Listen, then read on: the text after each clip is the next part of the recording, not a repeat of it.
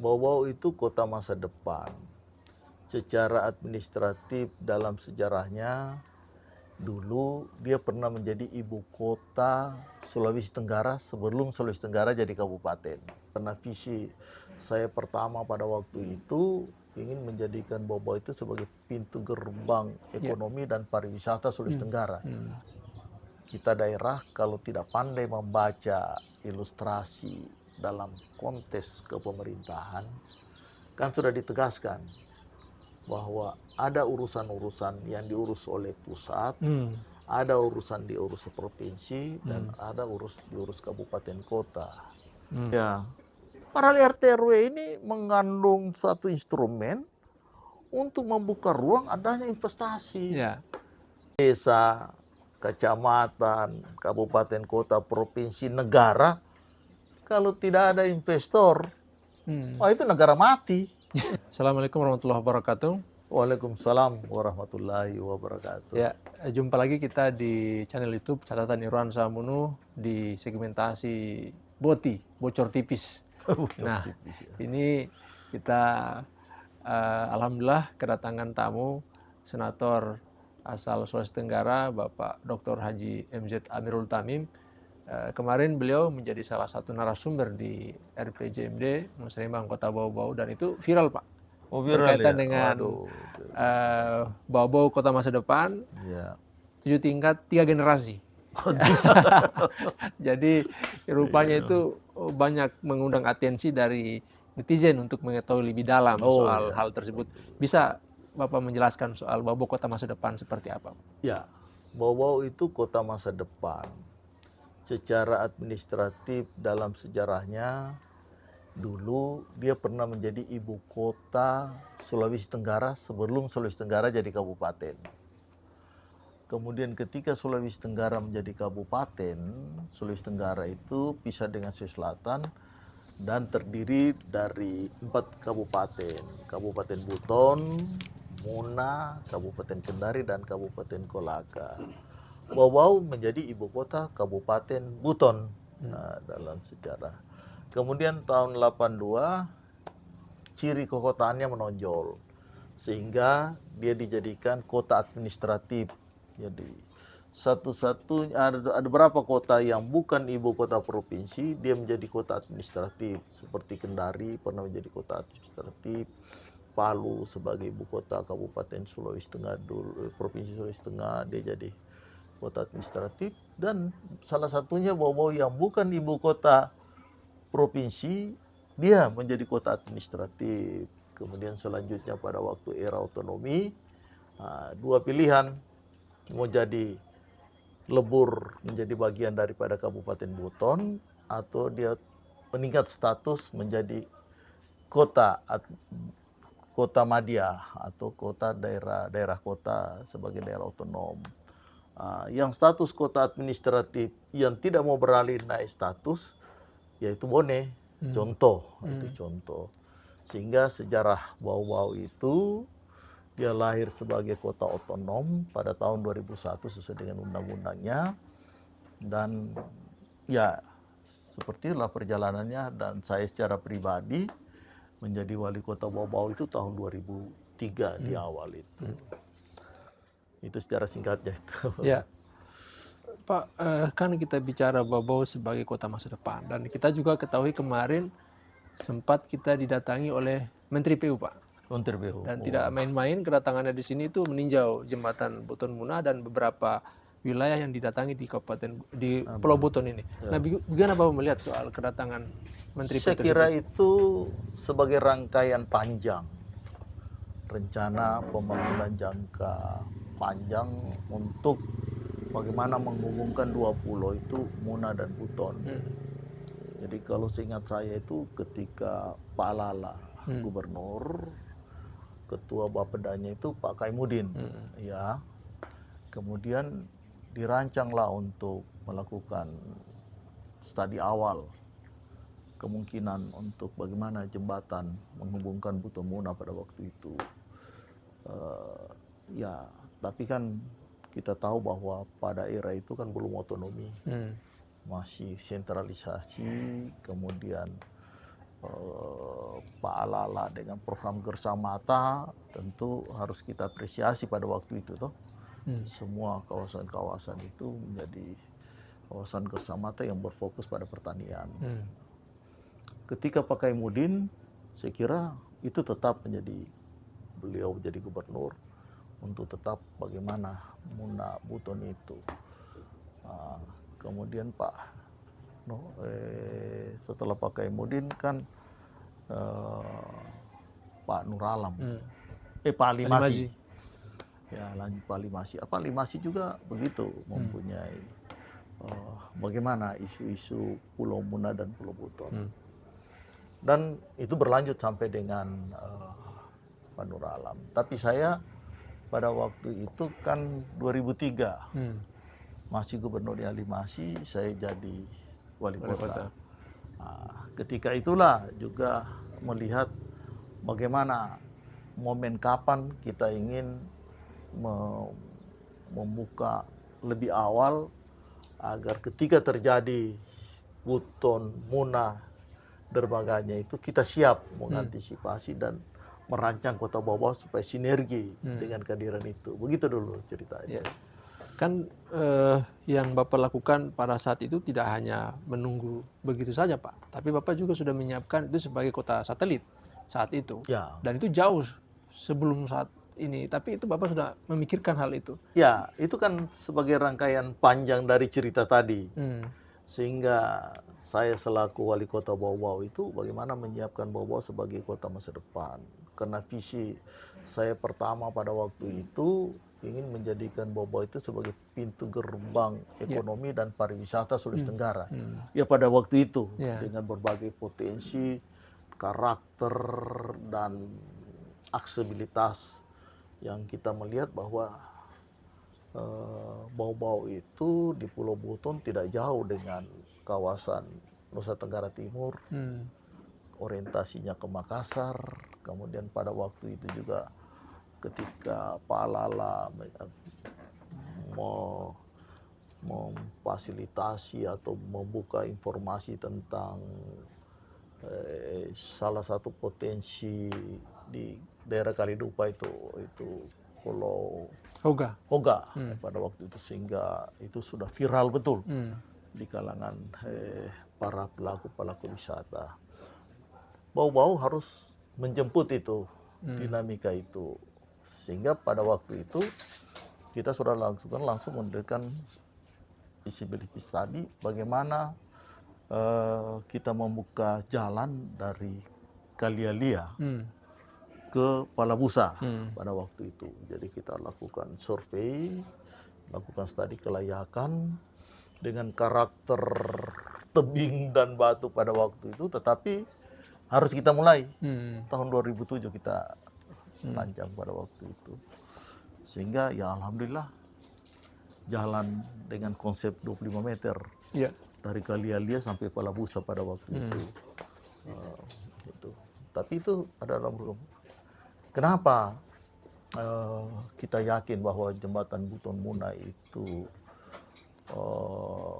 pasti bisa tunggu kapan ya, tapi pasti itu akan terwujud. Karena yang pertama bahwa masih banyak potensi terpendam yang belum terungkap yang ada di Pulau Buton ini, ya kan? Itu masih banyak. Banyak hal yang akan menentukan mungkin masa depan Indonesia itu ada di sini. Ya. Yang kedua, bahwa satu-satunya pulau yang 6 jembatan ferinya, pelabuhan ferinya itu Pulau Muna. Jadi Pulau Muna itu mempunyai pelabuhan feri 6. Jadi kalau hanya dilayani dengan sistem angkutan laut tradisional yang seperti selama ini, saya kira akan menjadi suatu kendala besar ketika kawasan ini menjadi satu pusat dari ekonomi kawasan, ya. Sehingga tanggung jawab kita sebagai kepala daerah pada waktu itu yang kebetulan posisinya di Kota Bau-Bau, maka kita menjemput dinamika masa depan itu dengan konsep-konsep itu. Ini kan belasan tahun ini Pak. Ya, Tapi Bapak sudah bisa menjangkau itu bahwa ini ada masa depan yang Ya. dan tadi Bapak sudah menyinggung bahwa ini adalah masa depan Indonesia. masa depan. Nah, dan tadi menyinggung bahwa Muna itu ada 6 jembatan pelabuhan feri dan di situ juga konturnya rata. Berarti kan Ya. punya potensi besar di sana itu Pak. Nah, gimana Bapak melihat hal tersebut? Ya, jadi kalau kita melihat dari rangkaian obsesi seperti kalau era Bung Karno bagaimana konsepnya ya sebagai negara Indonesia yang berdikari. Berdikari yang disampaikan Bung Karno dulu artinya ada keyakinan kita punya potensi. Ya. Ya tuh nggak mungkin kita mau berdikari kalau kita tidak punya kemampuan dan potensi. Yang kedua ketika era Pak Harto. Era Pak Harto itu dengan konsep repelita. Tahapan, Liberta pertama, kedua, ketiga, keempat, kelima. Ada orientasi bagaimana Sulawesi Tenggara itu ke depan. Itu bisa kita cermati dengan pola transmigrasi. Sulawesi Tenggara itu kendalanya punya potensi luas wilayah dan lain sebagainya. Orangnya kurang. Iya, Ya kan? iya betul. Orangnya kurang. Nah, saya membacanya bahwa ini persiapan sumber daya manusia sehingga perlu ditransmigrasikan. Ya, itu kita baca. Kemudian kalau kita baca sejarah panjang Buton itu sendiri dan Bau-Bau itu sendiri sebagai pusat Kesultanan Buton, kita yakin bahwa tidak mungkin berdiri satu kerajaan kesultanan yang otonom betul. Iya, iya. Ya, itu dan beribu kota di Bau-Bau. Ya, jadi dari rangkaian cerita kesejarahannya itu, maka saya yakin bahwa Bau-Bau punya potensi. Kemudian mulai kita libatkanlah para ahli. Ya. Termasuk bagaimana kita mengundang Profesor Sumbangan Baja untuk melihat. Dalam mungkin gambaran potensi sumber daya kita, kalau dibaca bukunya Prof. Sumbangan Baja, itu apa? Sleeping Giant. Sleeping Giant. Itu kalau kita baca dalamnya resapi. Ternyata kita masih punya potensi yang terpendam. Untuk itu ya ruang fisik itu harus terencana dengan baik. Oleh sebab itu kita mencoba merangkai bagaimana arah kota dalam 5 tahun ke depan mulai 2003 pada waktu itu. Itu kita siapkan sehingga 2007 itulah kita sudah merancang jalan itu. Jadi konsep jangka panjangnya itu kalau saya bisa cerita. Jadi kita mulai dulu kalau dengan jadi Buton, jembatan Buton Muna.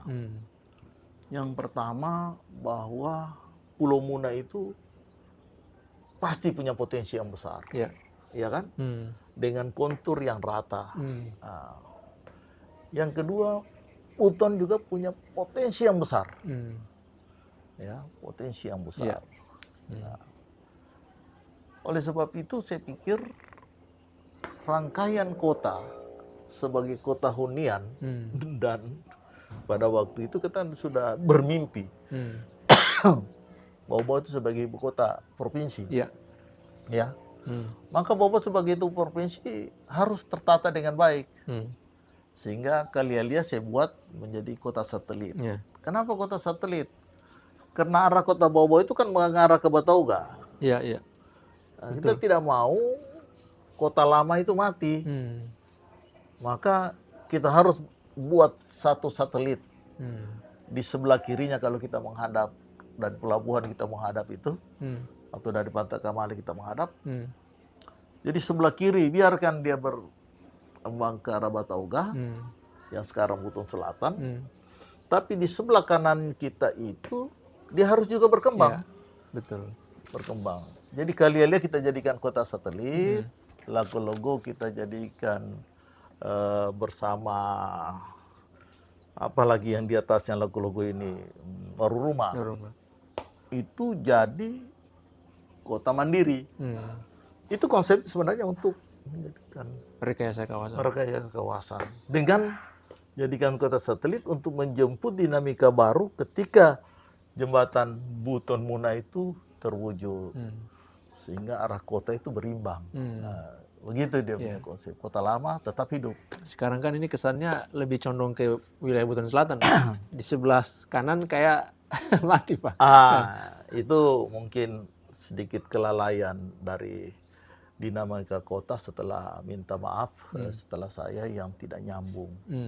Nah, kalau melihat ilustrasinya dulu kan kita potong kendala yang ada di Wantiro dan menjadi jalur yang bisa lintas, kemudian kita bikin jalan. Memang pada waktu itu kita sudah reklamasi Lebar 25 meter. Jalan dari Lago-Logo ke itu, tetapi saya tidak bisa selesaikan. Alhamdulillah bisa diselesaikan oleh eranya Pak Monianse ya, melanjutkan tembus jalan yang dikenal sekarang bypass. Bypass ya. Ya, kan dulu itu sayang. Konsep itu sebenarnya untuk mengikat ke depan bypass itu dengan Warumusio. Warumusio ya. Warumusio. Tetapi tentu ke depannya itu bukan jalan di Wantiro, tapi jalan di bawah Wantiro. Ya. Jalan di bawah Wantiro itu bukan dengan konsep reklamasi, tapi dengan jalan layang. Nah, karena kantor itu bisa seperti yang kita biasa lihat ya. Di Jakarta semua penuh jembatan layang, jalan layang. Yeah. Nah, kenapa kita tidak? Kalau kita bicara berbasis potensi tadi, seperti itu rekayasa kawasan yang kita bangun. Dan ini kan kalau kita bicara rekayasa kawasan ini kan berarti logika kita harus jauh, Pak. Harus terus. Jangan, karena Indonesia saja sebentar 80 tahun. Iya, iya. Iya kan?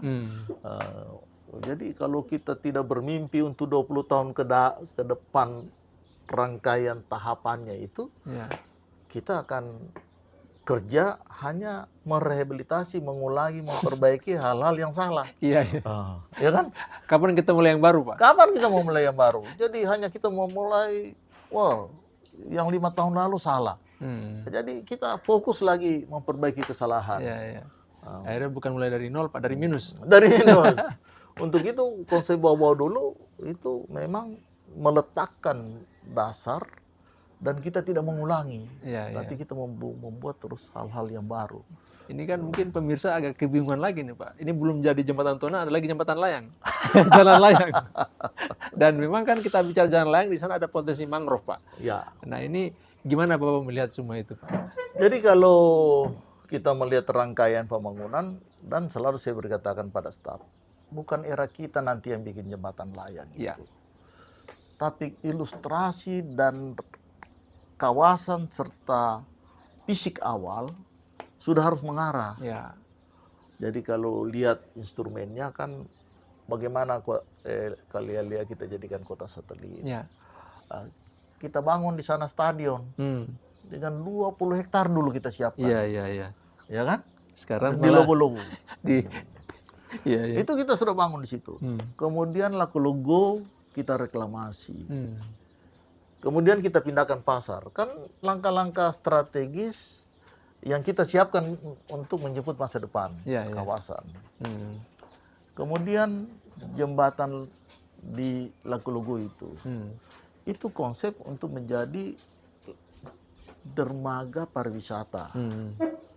Kita tahu bahwa pada tahun-tahun itu kan Bawa-Bawa sudah diintip sebagai daerah lintas sail. Ya kan? Nah, kemudian kalau kita identifikasi kawasan-kawasan kunjungan dari potensi wisata laut, kita punya banyak. Kita bisa kalah Bali. Ya. Tetapi persoalannya kan fasilitas pendukungnya itu supaya para pelaku-pelaku wisata itu bisa masuk.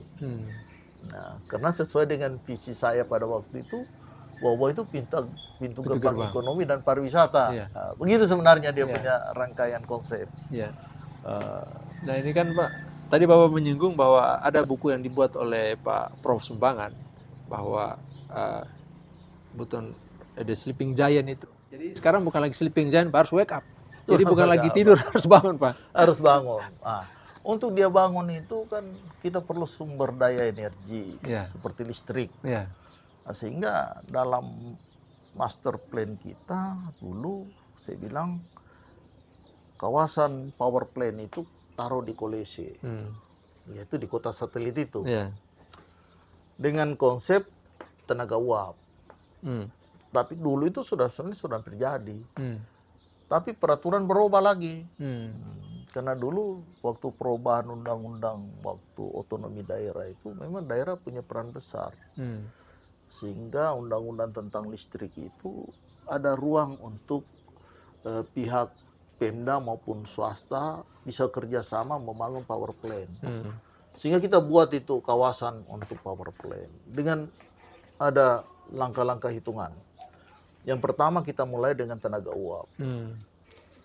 Kemudian ada perkembangan teknologi listrik bahwa selain tenaga uap kan ada tenaga bayu juga. Angin ya. Survei kita, tenaga angin kita tidak, karena ada satu era dia jadi angin mati. Iya. Nggak mungkin gitu jadi. Jadi ada satu teknologi baru yang mungkin eranya sudah mulai tapi belum sekarang. Tapi waktu itu kita sudah baca beberapa literatur dan beberapa hasil-hasil konfirmasi kita bahwa ke depan itu ada energi arus laut. Arus laut. Sehingga kita survei tentang arus laut Selat Buton. Arus laut Selat Buton itu bisa memutar turbo. Itu dengan kecepatan yang lumayan arus balik-baliknya arus Selat Buton itu. Sementara dalam rangkaian kalau untuk menggunakan arus turbo kita taruh di bawah itu, ya kan cukup dalam itu Selat Buton. Turbin. Itu turbin. Itu harus tergantung juga di jembatan. Jadi kenapa kita taruh di situ? Karena mimpi kita bahwa jembatan Buton Muna itu terwujud dan di situ bisa selaku sekaligus baik penyangga maupun sumber energi untuk membuat turbin di bawah laut menggunakan arus itu. Itu rancangan. Tapi tentu konsep itu jalan bukan kami lagi jadi wali kota. Tapi mungkin pada waktu itu yang akan nikmati atau mungkin yang lakukan itu ya mungkin masih janin di perut-perut orang bau-bau atau rambutan belum lahir. Kan harus seperti itu kita bermimpi bahwa tidak mungkin semua dalam 10 tahun kita bisa menyelesaikan semua, tetapi rangkaian konsep-konsep untuk menyebut masa depan itu sudah harus kita siapkan. Itu begitu dia punya sehingga nanti di situ energi listrik dari kita punya ketersediaan energi. Kemudian kalau Muna, karena di mata saya itu Muna itu harus kita lakukan studi dengan kacamata bagaimana masa depan Indonesia itu dan bagaimana peran Pulau Muna itu. Itu di mata saya itu saya melihat itu Muna adalah satu kawasan paling strategis untuk kita dan mungkin untuk Indonesia Timur dan untuk seluruhnya mungkin bagi dunia juga. Nah, kan Pak, kita bicara soal ini, kita sebenarnya punya potensi yang banyak untuk bicara soal industri. Tapi kita tahu bahwa kita kawasan industri saja belum ada ini, Pak. Nah, padahal tadi sudah dipersiapkan sumber energi, listrik apa segala macam. Nah, gimana Bapak melihat seperti semua itu, Pak? Coba kita melihat dalam kondisi kekinian. Ternyata kan yang tadinya Sulawesi Tenggara itu kan hanya 2, aspal di Buton dan nikel di Pemala, Iya, iya. ya kan? Semua kawasan-kawasan itu yang sekarang sudah tereksploitasi, dulu tidur Iya. dan itu masuk kontrak karya dari PT Aneka Tambang dan itu tidak menjadi peduli bagi semua. Tapi ketika membumi nikel, Iya. ya itu bukan main. Kawasan-kawasan kita terguras tanpa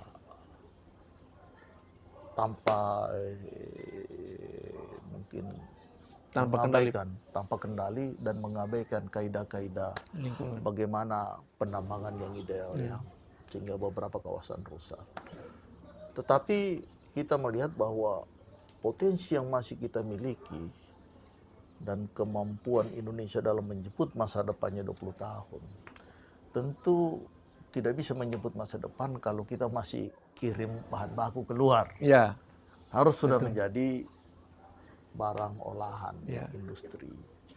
Kalau kita melihat potensi sumber daya kita, terus kita kaitkan di mana kawasan industri kita. Di mata saya melihat bahwa yang paling strategis untuk kawasan industri adalah Pulau Muna. Ya.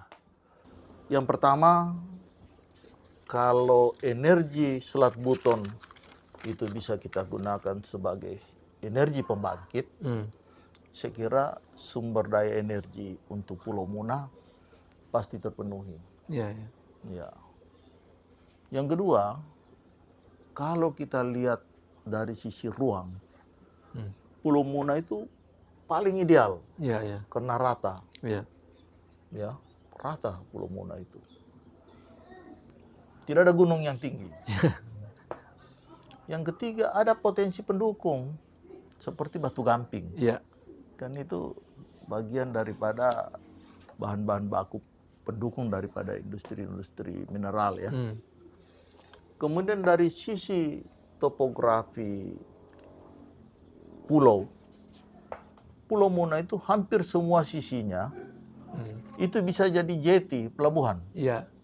Ya kan? Terbukti 6 tadi Pak. Karena buktinya saja 6 dermaga feri. Iya, iya. Ya kan? Yang ketiga, kalau kita ingin bahwa ke depan itu angkutan udara, Pulau Muna itu paling potensial untuk kita buat lapangan terbang yang representatif. Itu bisa 2-3 lapangan pacu itu. Itu tanpa halangan. Iya kan? Iya, iya. Itu Pulau Muna. Kemudian dari sisi letak, dia keluar sedikit sudah Alki-3. Betul. Ya kan? Sudah Alki-3. Jadi sangat potensial untuk kalau kita ingin jadikan bahwa Pulau Muna itu sebagai pusat untuk bagaimana sentra industri yang berbasis teknologi. Iya. Ya, gitu. Jadi kan selama ini kesannya tidak ada masa depan di sana, Pak. Padahal sebenarnya tadi itu kata kuncinya ketika jembatan Tona ada dan energi di Selat Buton itu teroptimalkan, itu bisa menghidupkan luar biasa. Ya. Jadi cara membaca kawasan itu harus dari satu cara pandang. Yang pertama cara pandangnya, tidak ada ciptaan Tuhan itu yang sia-sia. Iya. Yang kurang itu cuma ini. Itu. Iya, iya. Itu harus dari mulai dari. Iya, iya. Jadi kalau kita belajar lahirnya Al-Quran itu kan ikrah. Iya. Bacalah. Iya, iya. Jadi itu kalau menurut saya kenapa dia punya nama itu Muna? Ya, Kan ya. pasti kalau kita cari itu Muna itu apa? Hmm. Kemudian ada indikasi-indikasi peradaban yang awal itu ada di Muna, Iya, iya. Pulau Muna itu. Hmm. Jadi sisa untuk kita ini kan seperti warisan nenek moyang kita untuk menjemput masa depan sebenarnya yang kita tidak baca. Iya, iya. Nah, ini kan Padahal itu yang repot di situ, Pak. Kita tidak bisa membaca. tidak bisa membaca. Tapi percayalah, tidak ada ciptaan Tuhan yang sia-sia. Ya. Sisa itu tergantung dari kita. Ya, secara historis kan memang sebenarnya kita itu punya potensi yang besar, Pak. Besar. Sebagai pusat peradaban Buton, kemudian di sini ada aspal dan segala macamnya. Tapi kan kesannya ini hanya ada pada masa sejarah lalu saja. Nah, orang melihat masa depan itu kabur, Pak. Nah, jadi bagaimana caranya sehingga kita bisa melihat masa depan itu dengan jelas dan terang dengan semua potensi-potensi yang ada ini, Pak? Iya. Jadi untuk itu saya kira bagaimana kita punya sumber daya manusia. kita siapkan, gitu. Siapkan manusia. Jadi kita juga meminta kepada perguruan tinggi membuka jurusan-jurusan yang memang untuk menyiapkan tenaga-tenaga kerja masa depan. Ya. Ya, itu yang kita harus siapkan. Ya, minta maaf, jangan hanya jurusan ini, jurusan itu, jurusan ini memperbanyak sarjana, baru tidak ada lapangan kerjanya kan? Iya. Padahal lapangan kerja untuk menjemput masa depan dari kawasan kita ini banyak, banyak yang kalau kita siapkan. Ya. Pak, tadi Bapak menyinggung soal potensi perairan dan seterusnya, dan kita tahu bahwa kita punya armada semut dulu, Pak. Ya. Nah, gimana dengan itu semua dalam konteks masa depan terkait dengan itu, Pak? Ya, bahwa kalau kita belajar dari sejarah maritim, ya, sebenarnya kita itu dominan sebagai pelaku-pelaku dari konteks maritim. Kita punya dikenal dengan armada semut. Ya, masih tersisa. Masih tersisa sampai sekarang. Kalau lihat kita ke pelabuhan, ke Tira, masih ada beberapa armada yang memberikan layanan-layanan untuk pelayanan. Itu ya. Kita punya suku-suku Bajo, hampir pesisir-pesisir kita miliki. Kemudian kita punya juga orang-orang yang punya modal sedikit, tetapi dia juga masih melakukan satu kegiatan-kegiatan angkutan laut. Itu kan masih ada saudara-saudara kita di Wakatobi, di lain-lain. Kemudian kalau kita melihat dari sebaran warga Buton yang merantau, kan hampir di sekitar kita itu, kalau kita bicara di Sulawesi Tengah, hampir semua bibir pantai ada orang Buton. Di Maluku pasti semua itu ada orang Buton. Di Papua harus ada. Kemudian kalau itu IKN, itu cukup banyak kita orang Buton. Belum di tempat-tempat lain. Oleh sebab itu, saya kira rekayasa untuk menjemput dengan tanda kutip ya, sebagai dalam konteks maritim, memang kita perlukan bagaimana merekayasa sisi darat. Merekayasa sisi darat. Kalau laut tidak usah kita rekayasa, kita serahkan pada Tuhan kan, dan alam. Tapi sisi daratnya kita sebagai ibu kota dari peradaban dan insya Allah ibu kota provinsi secara administratif ke depan, maka bau-bau ini harus memberikan perhatian terhadap bagaimana antara potensi kemaritiman kawasan dengan kesiapan sisi darat. Jadi sisi darat itu kalau harus kita rekayasa, kita sudah punya pelabuhan Murhum.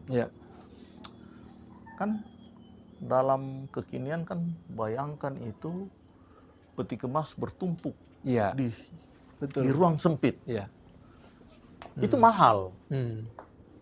Kemahalan daripada tumpukan peti kemas itu memberi suatu kondisi barang-barang di bawah-bawah juga mahal. Kenapa? Karena kemahalan itu dibebankan pada konsumen, ya kan? Nah, sehingga untuk rekayasa pesisir kita dulu di mata saya itu pelabuhan bau-bau ini harus kita pindahkan di Warumesiu. Karena areal Warumesiu itu cukup representatif. Dari sisi darat kita reklamasi tidak banyak, karena material gunung ada di belakangnya untuk kita menjadikan bahan baku material reklamasi. Kemudian kedalaman laut di depan Warumesiu itu langsung palung itu. Itu kita jadikan pelabuhan untuk barang. Hmm. Pelabuhan penumpang yang Pelabuhan Murum sekarang. Jadi dipisah Pak ya? Nah, bisa. Harus dipisah. Kemudian pelabuhan penumpang di situ, kan pelabuhan penumpang ini, kan kita ini hub. Orang turun dari pesawat yang mau ke Buton Tengah langsung lari dengan ini. Orang turun dari pesawat langsung ke Raha, ya kan? Orang turun dari situ mau ke Kabaena, ya. Kemudian orang turun di situ itu mau ke daerah-daerah sekitar Buton Muna ini, sehingga saya kira Pelabuhan Murum yang sekarang itu harus siap menjadi pelabuhan penumpang. Yang kedua, Pelabuhan Murum ini harus menjadi bongkar muat kapal-kapal yang kayak Poleang punya, itu mengganti peran jembatan batu. Sehingga jembatan batu itu bagian daripada kawasan Pantai Kamali. Ya, di situ biarlah menjadi kantor-kantor para pelaku-pelaku ekonomi, yang gudang-gudang sekarang kan. Itu menjadi kantor-kantor unit para pelaku-pelaku ekonomi, biarlah di situ. Nanti kita rekayasa itu kawasan jembatan batu. Tapi kegiatan bongkar muat yang menghubungkan Kabaena, menghubungkan Poleang, Bajoe, itu bongkarnya di situ. Pelabuhan Murum. Nah, nanti rekayasa mungkin bertahap itu, pintu keluar Pelabuhan Murum itu, kalau membaca itu bagaimana konsep Pantai Kamali, kan sebenarnya itu PD Wolio itu dulu sudah harus menjadi pintu keluar di situ untuk Pelabuhan Murum. Begitu konsep-konsep. Dan ini harus dimulai Pak ya. Selama di situ di dua fungsi, maka iya, kan harus, karena kelihatannya dulu orang tidak percaya bahwa bau-bau itu harusnya dari dulu sudah masuk peti kemas. Ya, tapi kan nanti era kita berani. Pada waktu itu juga ada penolakan, tetapi kita yakin bahwa berbasis potensi nggak bisa lagi. Karena barang dikirim, itu kita lihat ternyata penyusutannya sampai 30-40% penyusutan barang-barang komoditas yang dikirim oleh pelaku-pelaku ekonomi kita. Kita hentikan penyusutan itu melalui peti kemas.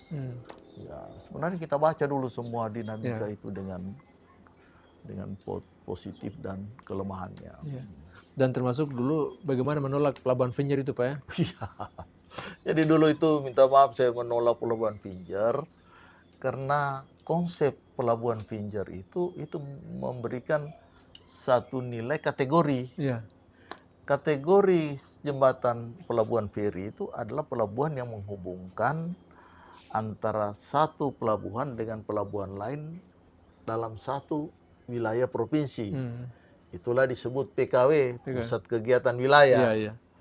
Sementara peran Pelabuhan Murum Bau-Bau itu sejak dari dulu sebenarnya kategorinya itu sudah PKN, Pusat Kegiatan Nasional. Karena jalur kapal feri saja sudah antar provinsi. Pengalaman kita dalam bagaimana Pelabuhan Murum itu sudah beberapa kali ekspor langsung dari Pelabuhan Murum. Dari beberapa pelaku-pelaku ekonomi kita. Dan itu bisa kita lihat karena bank yang ada di bawah-bawah sudah ada bank devisa. Sehingga bisa keluar. Maka kategori PKN-nya Pelabuhan Bau-Bau itu harus kita jaga. Jangan sampai dengan hanya 4 miliar Pelabuhan Venjer menghilangkan karakter dan peran posisi Pelabuhan Bau-Bau. Jadi harus kita berani tolak pada waktu itu. Dan alhamdulillah dengan penolakan itu menjadikan Pelabuhan Murum itu semakin besar perannya dan anggarannya semakin besar. Artinya sudah berkali-kali lipat Pak. Dari menolak 4 miliar. Kalau tidak, cuma Venjer yang 4 miliar gitu. Jadi kita membatasi rezeki kita di situ Pak. Sementara kapasitas kita besar. Cuma pada waktu itu banyak yang tidak mengerti sehingga demo besar-besaran kan. Tapi seorang Amirul pada waktu itu karena tahu bahwa ini konsepnya bukan begitu, kita harus menolak. Nah, kemudian Pak, tadi disinggung bahwa Bau Bau itu kan akan menjadi calon ibu kota Provinsi Kepulauan Buton. Nah, Ya. gimana dengan kesiapan wilayah kita untuk menyambut masa depan? Ya, karena itu kan perjuangan kita itu jauh Ya. sudah lama.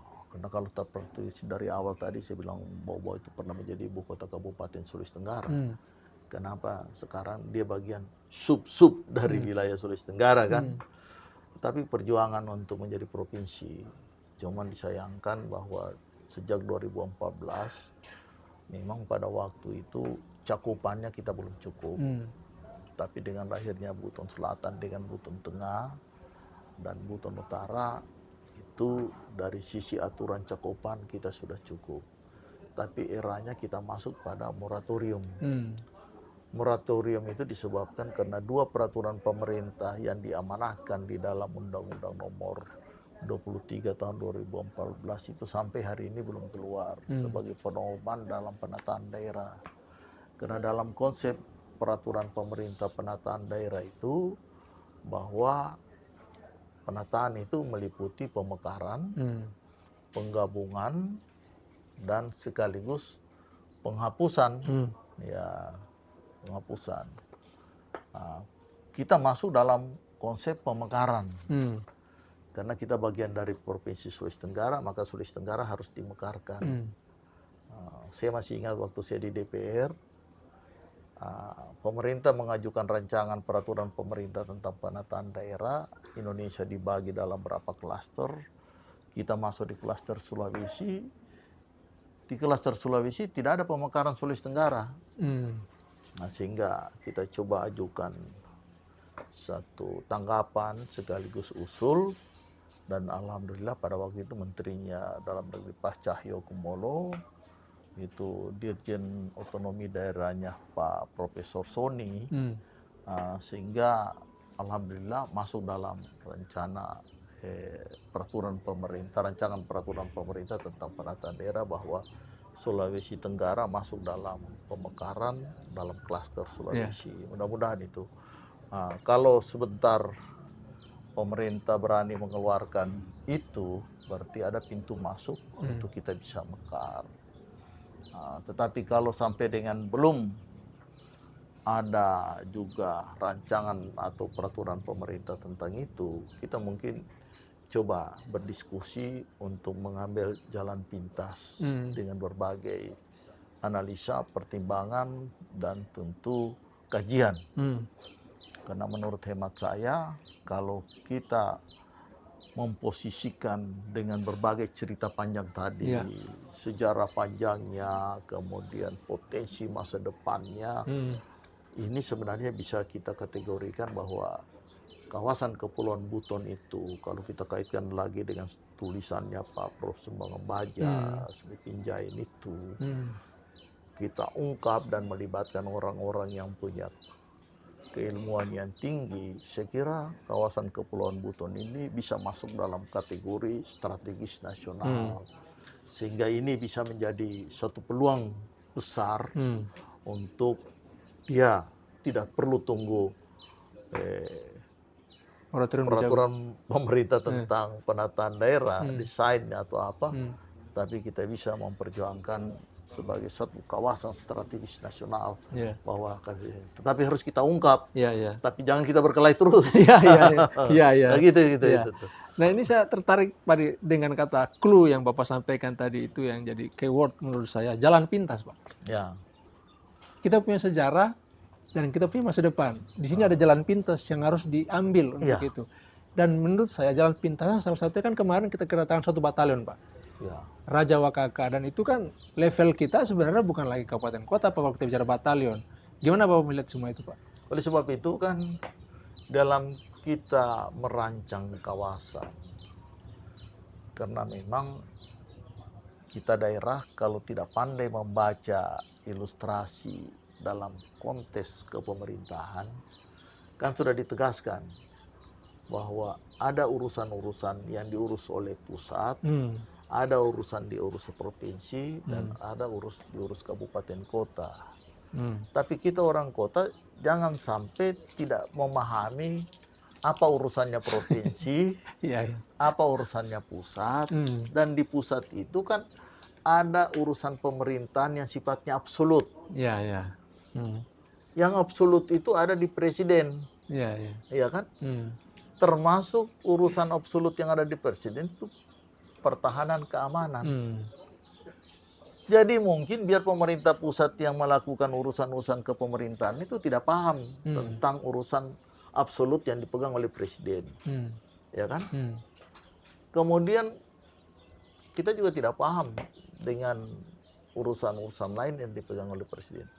Lahirnya Batalion Wakaka itu berarti presiden ini sebenarnya ada melihat sesuatu yang perlu kita maknai. Iya. Iya. Kita perlu maknai Hmm. bahwa dari turunnya ini ada 2, 3 mungkin hal yang kita perlu. Mungkin ilustrasi pertama membantu untuk menggali potensi-potensi sumber daya manusia, memanfaatkan lahan yang ada di kita. Hmm. Yang kedua, mungkin sebagai antisipasi dalam kondisi-kondisi karena kita dari pulau, ya kan? Hmm. Tapi mungkin yang ketiga, ada hal yang mungkin tidak perlu kita ceritakan. Iya, iya. Dari gambaran itu, Hmm. dari situ bisa kita memanai bahwa ini kawasan strategis. Iya, iya. Ya kan? Iya. Itu strategis. Sehingga kita harus membaca itu. Dalam posisi kita semua sebagai pemerintah daerah, kita harus mampu memfasilitasi. Iya. Ya. Walaupun itu bukan urusan otonom kita, tapi kita bagian daripada aparatur negara kesatuan Republik Indonesia, harus pandai kita mensiasati konsep-konsep pembangunan itu dengan jalan memfasilitasi suatu dinamika baru yang ada di daerah. Nah, ini kan dinamika baru ini semakin meneguhkan posisi Kepton ini yang harusnya level up, Pak, naik kelas. Jadi artinya kepala daerah yang ada di kawasan Kepton ini dia tidak lagi bicara dalam wilayah-wilayah kabupaten kota, Pak, tapi mestinya peran provinsi yang harus dimainkan. Gimana Bapak melihat semua itu, Pak? Ya, kalau dia sudah ada batalion sekian banyak, ya, kan harusnya di sini Kodam. Iya. Iya, iya. Iya kan? Iya. Nah, kalau ada dinamika kebanyakan, harusnya di sini ada Kapolda. Jadi ancaman terhadap kewilayahan kita tidak mungkin ditangani seorang bupati, wali kota, kapolres, dandim, nggak mungkin. Dinamika baru masa depan itu harus level Kodam, level Polda, level Kajati. Jadi harus begitu, level provinsi, gubernur. Nggak bisa. Jadi sebenarnya jembatan emas untuk provinsi ini sudah siap sebenarnya. Sisa bagaimana kita mensiasati potensi yang kita miliki. Iya, artinya kan dengan kehadiran batalion Raja Wakaka ini, harusnya ini membuka mata kita semua dari sini, Pak. Harus. Kalau kehadiran itu mungkin saya tidak perlu banyak bicara tentang itu, tetapi pemaknaan daripada konteks itu harus kita melihatnya bahwa kawasan ini strategis. Nah, tadi Pak melihat kawasan ini adalah kawasan strategis dan kita lihat juga bahwa dengan melalui rekayasa Pak Wali Kota kemarin sudah menghadirkan pesawat dan itu bisa menambah dinamika ekonomi yang ada di sini. Di tengah kelusuan ekonomi rupanya kita tidak terlalu merasakan hal itu karena adanya terbukanya pesawat itu, Pak. Nah, gimana Bapak membaca semua itu? Ya, sebenarnya kan sudah lama kita membaca. Kenapa dulu kita berani dengan keadaan yang terbatas, kita berani datangkan sampai 4 pesawat 4 perusahaan yang mulai Merpati, yang sekarang Lion Wings dulu, Express, kemudian ada lagi satu pesawat itu berani masuk dengan penerbangan sekian dalam satu hari. Ya, dan sekarang alhamdulillah dengan Malah subsidi tidak dipakai nih Pak. keberanian wali kota yang sekarang itu memang langsung berani dia subsidi.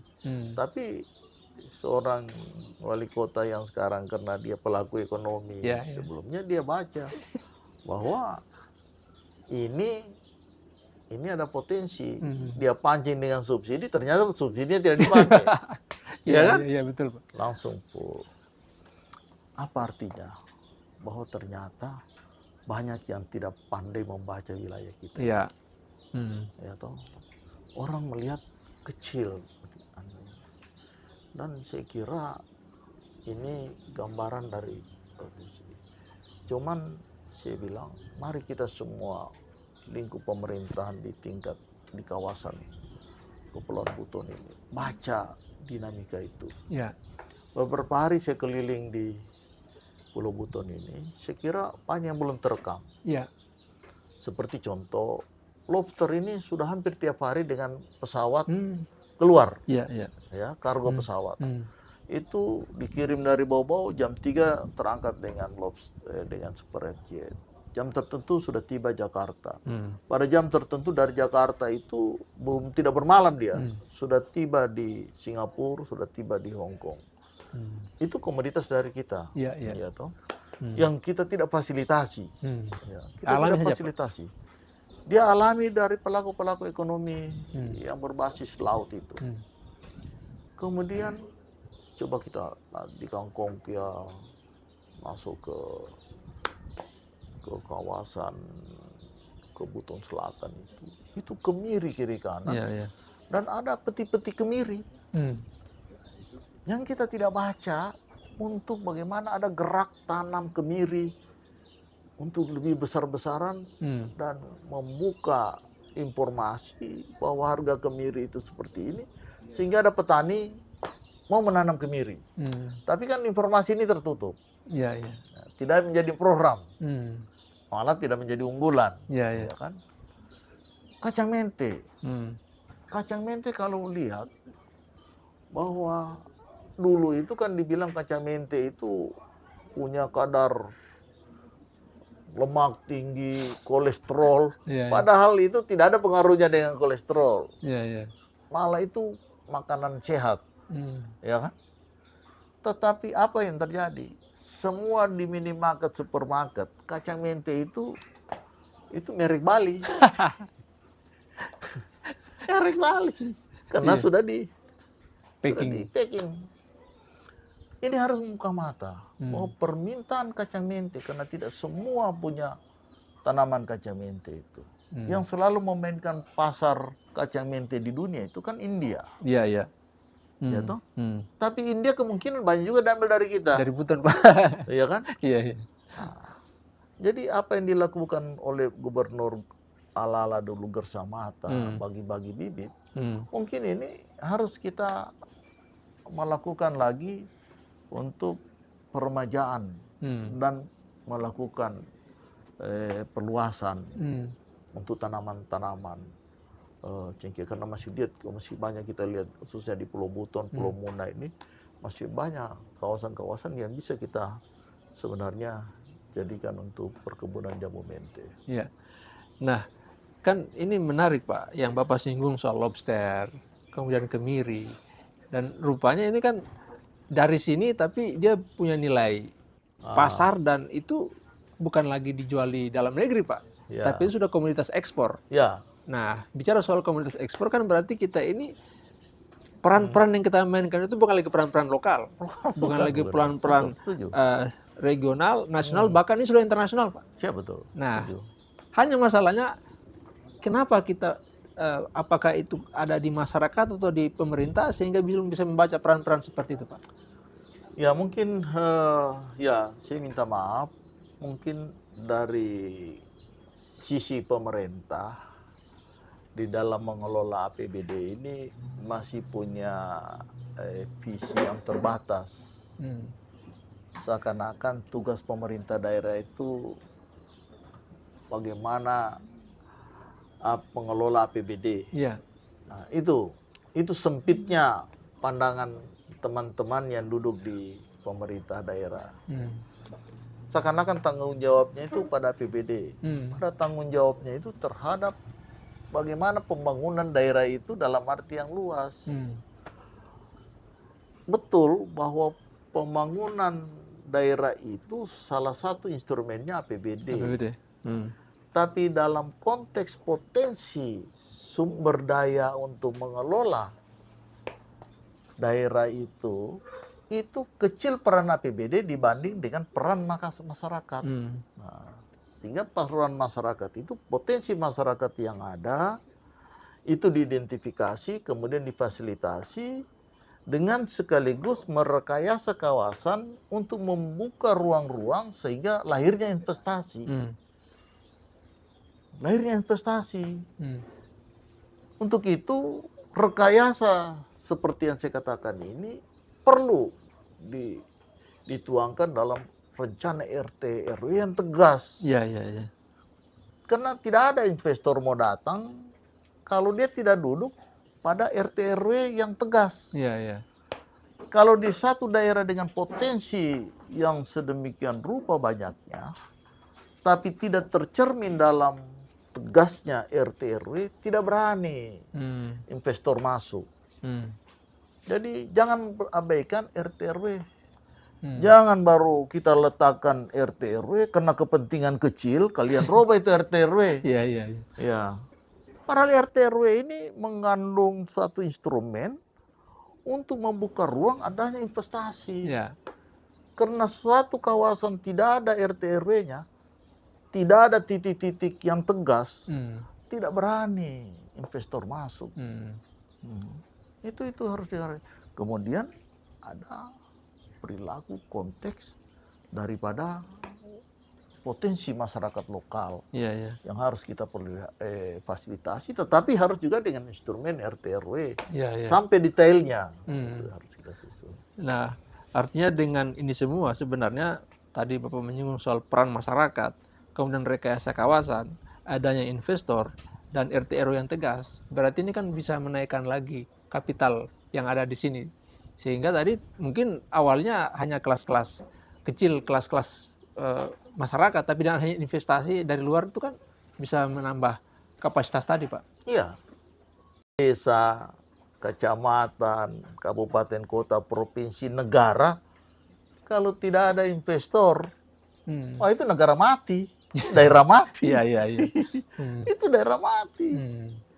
Jadi memang mengidentifikasi potensi.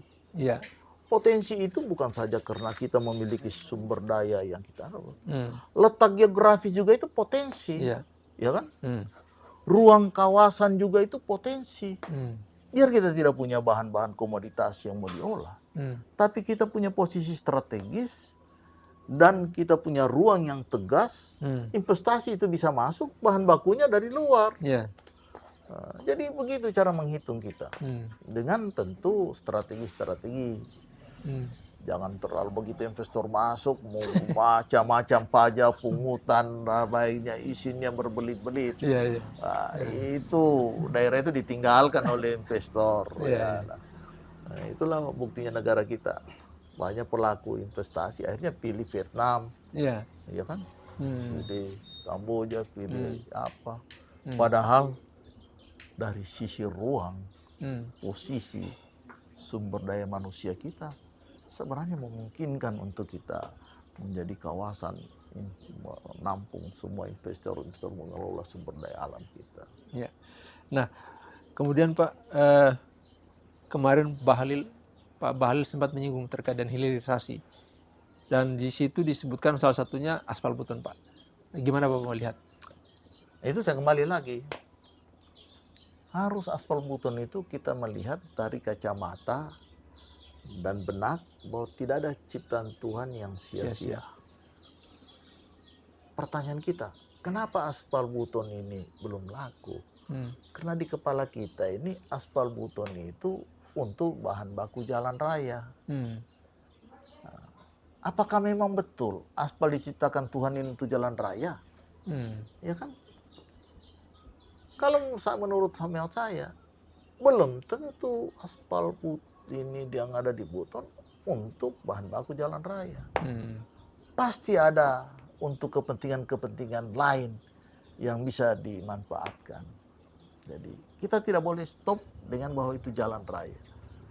Kita tidak boleh berteriak memaksa bahwa harus bikin jalan raya. Karena buktinya aspal minyak lebih murah. Ya kan? Iya, iya. Kualitasnya lebih Bagus. bagus. Ya.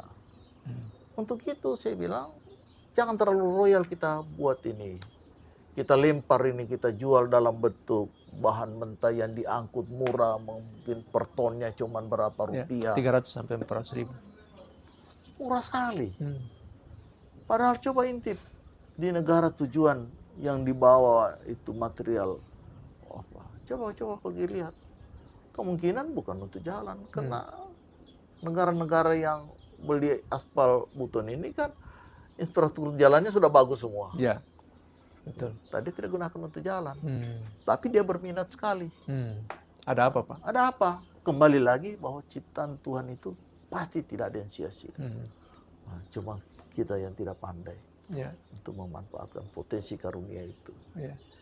Artinya Pak, dengan tadi Bapak menyinggung soal jembatan Tona, kemudian aspal buton, lantas adanya batalion Raja Wakaka yang sebenarnya menampar kita semua ini Pak, Iya, dengan iya. kehadirannya itu.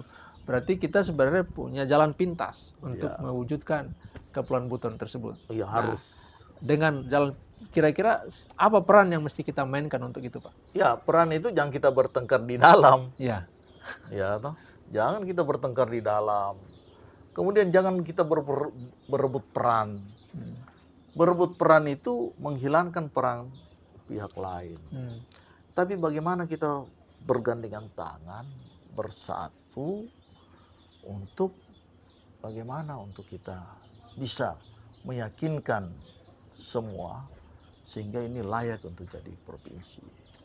Tapi untuk diingat bahwa Kepulauan Buton ini induknya itu Sulawesi Tenggara. Ya. Betul. Jadi Sulawesi Tenggara yang harus memekarkan ini. Untuk itu kita minta kepada jajaran pemerintah Provinsi Sulawesi Tenggara, khususnya dengan hadirnya Pak Gubernur SR, dan saya pernah mendengar janjinya bahwa ketika dia ingin jadi gubernur, salah satu visinya itu adalah memekarkan Provinsi Buton Raya. Saya kira ini bukan janji muluk-muluk. Saya yakin Pak SR, gubernur kita sekarang ini, pasti yakin bahwa untuk membangun dan menciptakan daya saing yang kuat, Jasira Sulawesi Tenggara ini harus 2 provinsi. Ya, kalau kita ibaratkan ini kapal katinting, ya toh, katinting lah kita kategorikan kita ini. Mana yang lebih cepat? 2 mesin atau 1 mesin? Ya, 2 mesin Pak. Ya, 2 mesin. Jadi dalam benak kita semua masyarakat Sulawesi Tenggara ini bahwa kalau kita ingin maju kawasan Jasira Sulawesi Tenggara ini harus minimal 2 provinsi. Dan salah satunya itu Provinsi Cape Town. Jadi semua pihak harus mempunyai komitmen yang sama, bukan saja wilayah Cape Town yang mempunyai komitmen sama, tapi kita harap semua komponen Sulawesi Tenggara itu bahwa kalau kita punya daya saing yang tinggi, maka Jasira Sulawesi Tenggara ini harus 2 provinsi. Dan kita hormat sama Pak Gubernur, mudah-mudahan janji ini adalah janji tegas sebagai konsep dasar untuk pembangunan Sulawesi Tenggara masa depan. Ini lagi-lagi masa depan ini Pak yang disinggung. Ya, masa depan. Nah, dan di bagian ujung ini Pak, tidak terasa sudah hampir 1 jam kita diskusi, dan banyak hal-hal yang kita dapatkan dalam pertemuan ini. Intinya masa depan itu yang harusnya kita lihat sebagai sesuatu yang terang bagi kita yang ada di Cape Town ini Pak ya. Kalau di luar mungkin menganggap Indonesia gelap, kita terang Pak di Cape Town ini. Kita harus lihat terang. Iya. Nah, apa yang Bapak pesan mau sampaikan kepada masyarakat dalam melihat Cape Town ini ke depan, sehingga mereka punya masa depan untuk melihat daerah ini lebih baik ke depan, Pak? Ya, yang pertama saya kira untuk komponen kepemerintahan. Kan kawasan Cape Town ini kan ada 6 cakupan. Semua mempunyai kapasitas sebagai daerah otonom. Rancang bangun untuk pembangunan daerahnya harus sudah menuju bagaimana dinamika kawasan ini menyongsong masa depannya dalam konteks bahwa dia wilayah provinsi yang harus mempunyai konektivitas yang ideal. Itu satu. Yang kedua, sumber daya manusia yang harus menjemput masa depan ini harus jauh kita sudah siapkan melalui tentu dunia pendidikan formal maupun informal. Jadi wawasan dan kader-kader kita ke depan memang sumber dayanya harus berbasis potensi wilayah yang harus dia paham. Kemudian kita fasilitasi, ya, bukan saja dari keluarga orang tua mensekolahkan anaknya, tapi kita mungkin setiap tahunnya ada yang dibiayai oleh pemerintah daerah, minta bantuan beasiswa dan lain sebagainya. Itu yang kedua. Yang ketiga, saya kira kita harus melihat kawasan ini, mengidentifikasi, menginventarisasi potensi-potensi yang kita miliki setiap kawasan. Itu harus kita identifikasi. Maupun yang sudah terungkap dari beberapa potensi yang ada dalam peta-peta yang kita miliki. Tapi ada potensi-potensi yang belum terbaca. Ya, tapi itu potensial sekali. Ya. Jangan abaikan bagaimana dengan konsep biru itu. Ya, ekonomi biru. Ekonomi biru. Itu kan orang-orang luar itu sudah meluncurkan suatu konsep ekonomi biru. Itu kan berarti laut kan? Iya, iya. Laut. Tentu makna laut itu bagaimana kita daerah kepulauan begini. Jangan abaikan ekonomi biru itu. Berarti kita harus berorientasi pada ekonomi biru. Ada. Itu kan ekonomi biru itu lahir dari dunia barat itu. Iya. Para ilmuwan untuk mewaspadai dan harus berorientasi ekonomi biru. Demikian juga ekonomi hijau. Jadi jangan kita melakukan rekayasa fisik kawasan ini. Itu cara mengelola kawasan itu, wah kita main. Jadi sudah harus. Jadi mungkin setiap berapa pohon yang ditebang dalam eksplorasi dan lain sebagainya, harus kita hitung bahwa sekian pohon itu harus ada gantinya dulu. Ya, ya kan? Itu kau potong di sini, tapi kita tanam di sana. Ya. Nah itu supaya jangan kurang. Harus seperti itu konsep-konsep kita dalam pembangunan ini. Jadi pembiayaan dana-dana itu harus kita sisihkan untuk mengganti daripada suatu dinamika.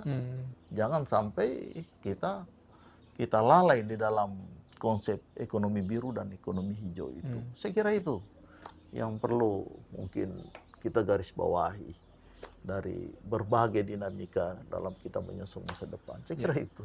Ya, terima kasih Pak atas pencerahannya ini. Jadi luar biasa apa yang beliau sampaikan, bahwa kita tidak hanya puas dengan sejarah masa lalu dan melihat hari ini, tapi bagaimana kita melihat masa depan itu dengan lebih baik. Apalagi sesungguhnya kita punya potensi yang luar biasa, Pak. Oh, luar biasa. Ya.